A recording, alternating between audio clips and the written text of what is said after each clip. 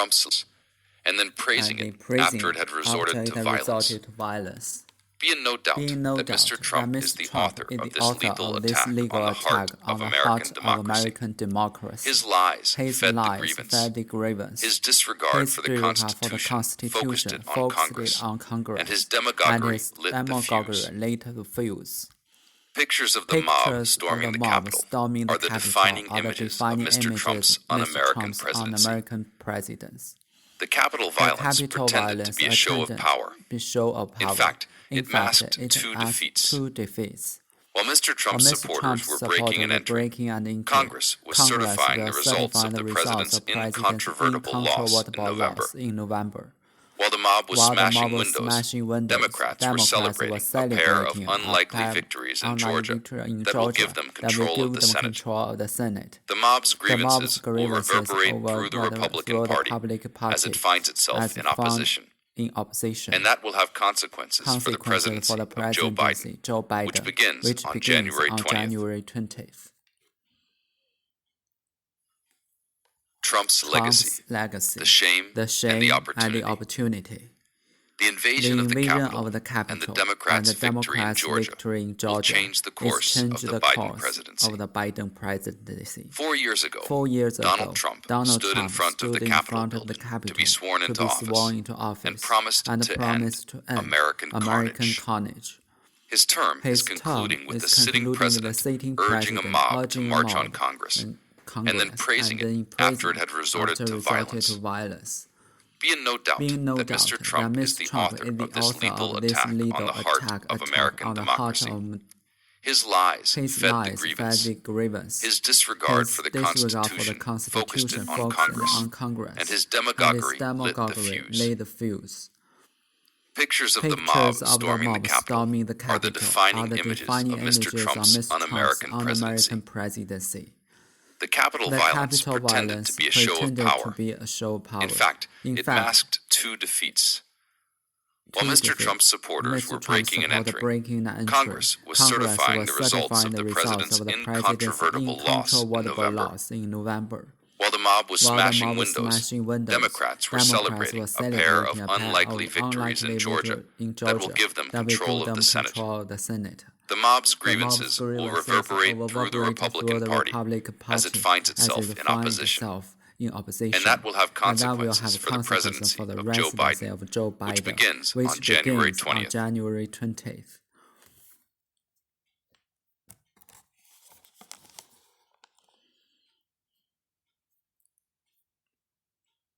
Trump's legacy, the shame, and the opportunity. The invasion of the Capitol and the Democrats' victory in Georgia will change the course of the Biden presidency. 4 years ago, Donald Trump stood in front of the Capitol building to be sworn into office and promised to end American carnage. His term is concluding with the sitting president urging a mob to march on Congress and then praising it after it had resorted to violence. Being no doubt that Mr. Trump is the author of this lethal attack on the heart of American democracy. His lies fed the grievance. His disregard for the Constitution focused it on Congress, and his demagoguery lit the fuse.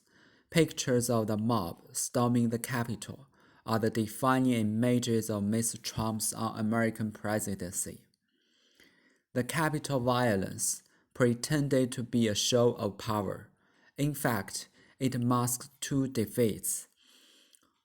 While Mr. Trump's supporters were breaking and entering, Congress was certifying the results of the president's incontrovertible loss in November. While the mob was smashing windows, Democrats were celebrating a pair of unlikely victories in Georgia that will give them control of the Senate. The mob's grievances will reverberate through the Republican Party as it finds itself in opposition, and that will have consequences for the presidency of Joe Biden, which begins on January 20th.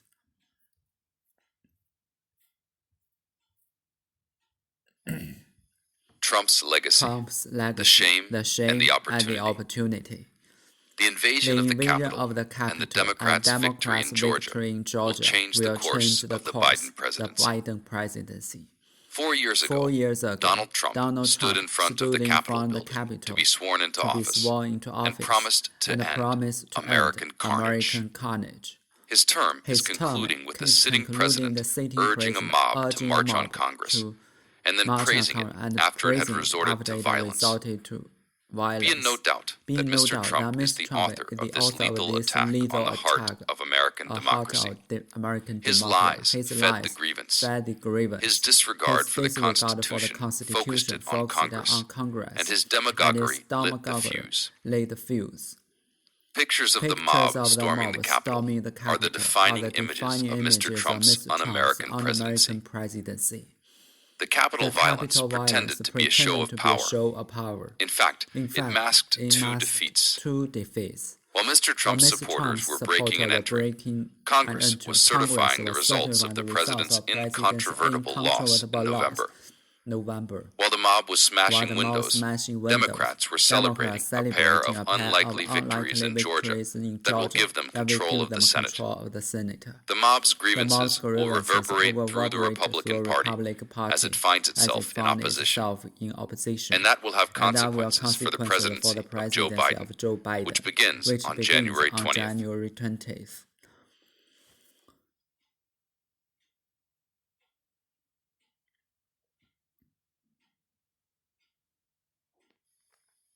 One year of daily blogging. I now know what it's like to publish something every day for more than a year. And for the rest of my life, I'll always know that I'm capable of at least that much.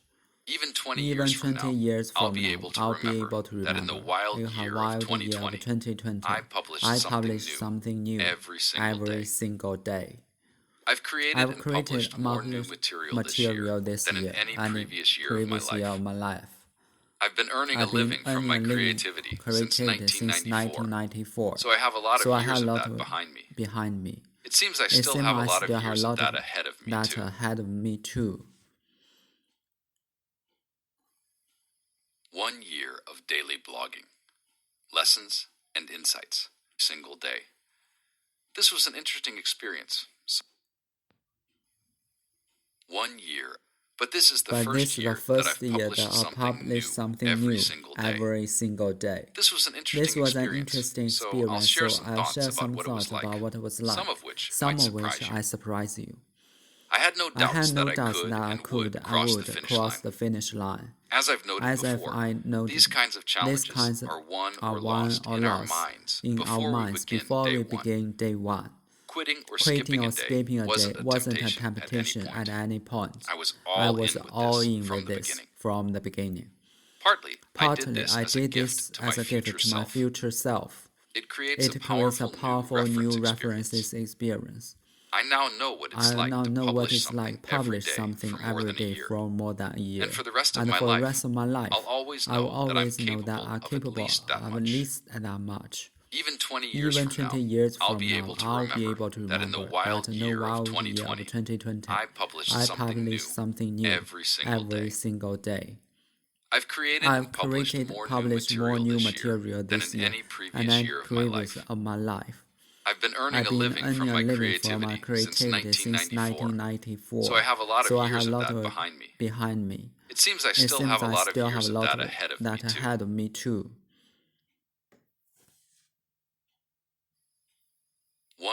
1 year of daily blogging. Lessons and insights.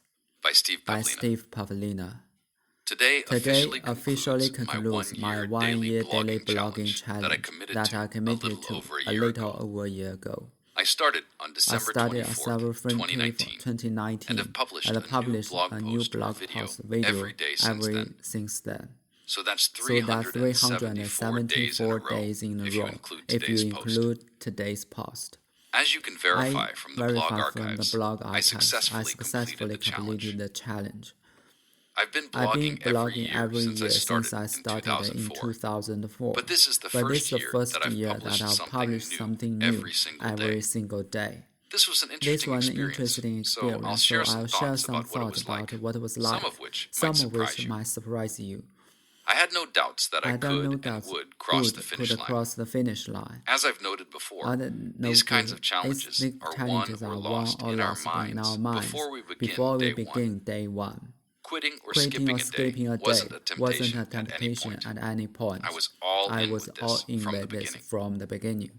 Partly, I did this as a gift to my future self. It creates a powerful new reference experience. I now know what it's like to publish something every day for more than a year. For the rest of my life, I'll always know that I'm capable of at least that much. Even 20 years from now, I'll be able to remember that in the wild year of 2020, I published something new every single day. I've created and published more new material this year than in any previous year of my life. I've been earning a living from my creativity since 1994, so I have a lot of years of that behind me. It seems I still have a lot of years of that ahead of me too.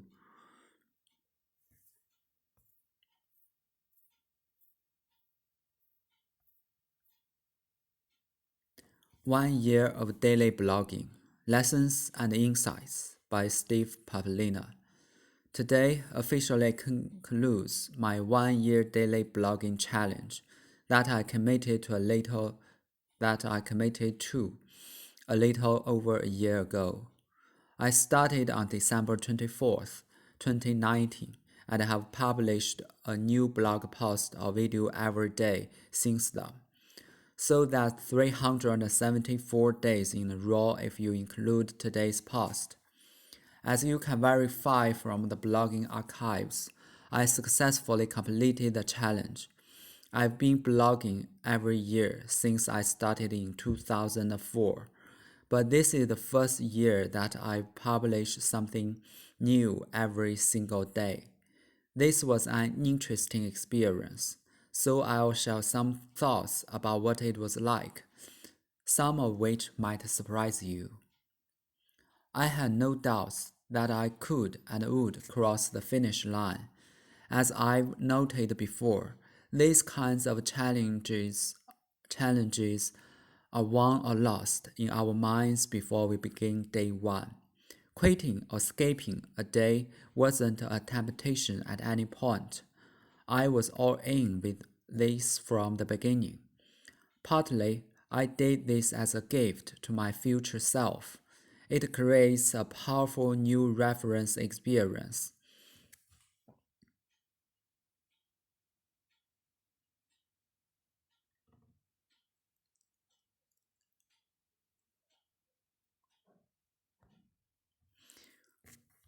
I now know what it's like to publish something every day for more than a year, and for the rest of my life, I'll always know that I'm capable of at least that much.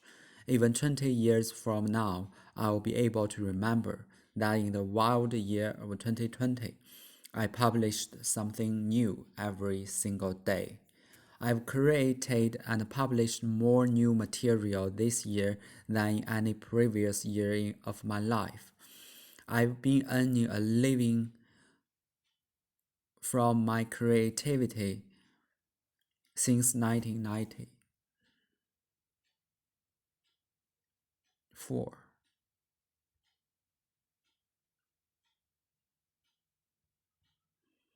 So I have a lot of years of that behind me. It seems I still have a lot of years of that ahead of me too.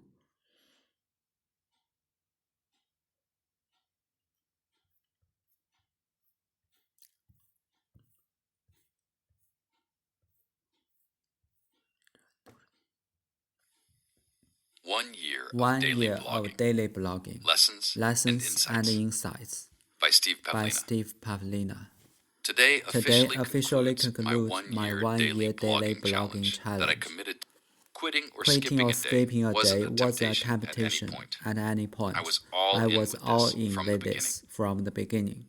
Partly, I did this as a gift to my future self. It creates a It powerful creates new reference powerful new experience. reference experience. I now know I what now it's know like to what it's publish like to something publish every day for something more than a every year. day for more than a year. And for the rest of my And life, for the rest of my I'll life, always I've know always that I'm known capable that I'm of at capable least that at much. least that much. Even 20 years Even from now, 20 years I'll now, be able to I'll be remember able to that in remember the that wild in year the of wild year of 2020, 2020, I I published something new every single every day. single day. I've created I've and created published and more new published more material new this year material than this in year any previous year of my life.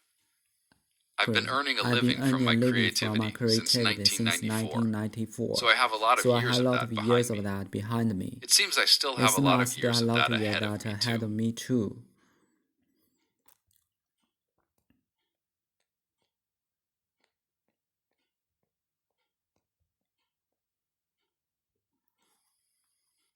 Include today's post. Today's post. As you can see, a new 100 blog new post or blog video post video every day since then. then. So that's So that's 374 days in a 374 row days in if a you row include if you today's post. include today's post. As you can verify As you from can the blog verify archives, from blog I archives, successfully I successfully completed the challenge. I've been I've been blogging blogging every year since I in started 2004. in 2004. But this is the But this is first the year that first I've year published that I something new published every single day. something new every This single was an day. interesting This one experience, so I'll interesting, share so some I thoughts share about some what it was thoughts like, about what it was some like. of which Some might of which surprise you. might surprise you. I had no I had doubts no that I doubts could that I and could would cross and the would finish cross line. the finish line. As I've noted before, And noted these kinds before, of challenges are won or lost in our minds before we begin day one. Quitting or skipping a day wasn't a temptation at any point. I was all in with this from the beginning. Partly, I did this as a gift to my future self. It creates a powerful new reference experience. I now know what it's like to publish something every day.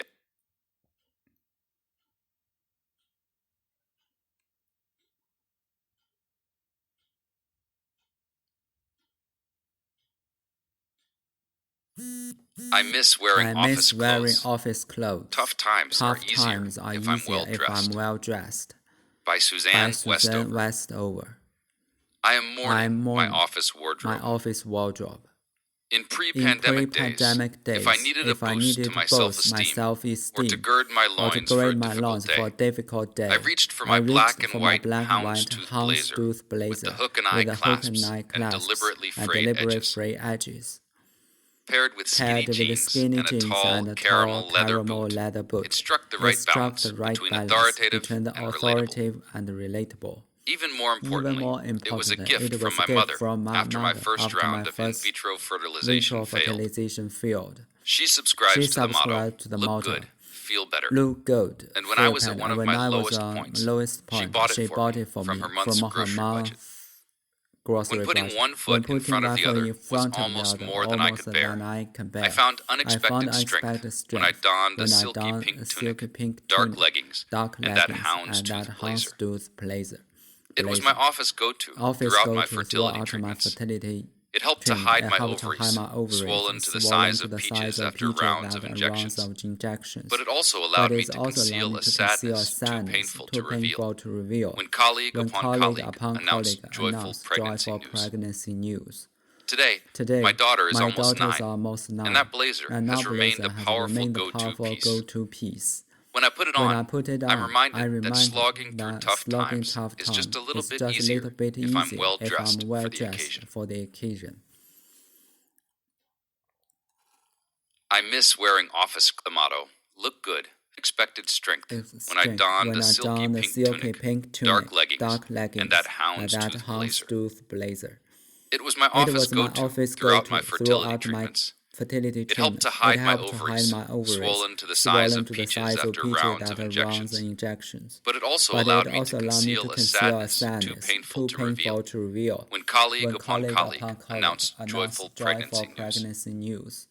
Today, my daughter is almost 9, and that blazer has remained a powerful go-to piece. When I put it on, I'm reminded that slogging through tough times is just a little bit easier if I'm well dressed for the occasion.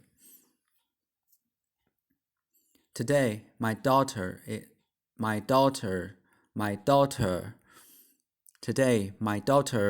is almost 9, and that blazer has remained a powerful go-to piece.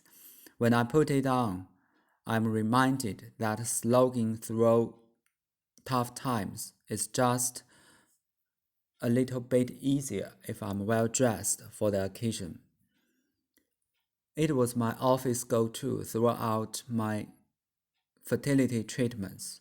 It helped to hide my ovaries, swollen to the size of peaches, after rounds of injections, but it also allowed me to conceal a sadness too painful to reveal. When colleague upon colleague announced joyful pregnancy news, she subscribes to the motto, "Look good, feel better," and when I at one of my lowest points, she bought it for me from her month's grocery budget.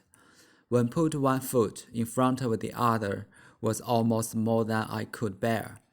I found unexpected strength when I donned a silky pink tunic, dark leggings, and that houndstooth blazer.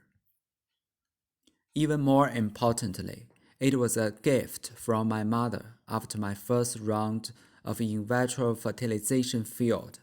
I need a boost to I am mourning my office wardrobe.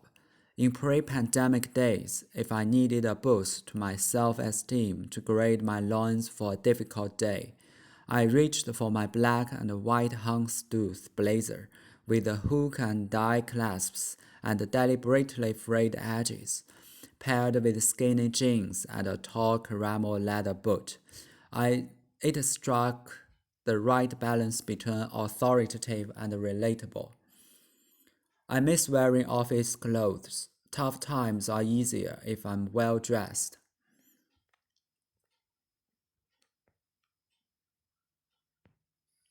I miss wearing office clothes. Tough times are easier if I'm well dressed. By Suzanne Westover. I am mourning my office wardrobe.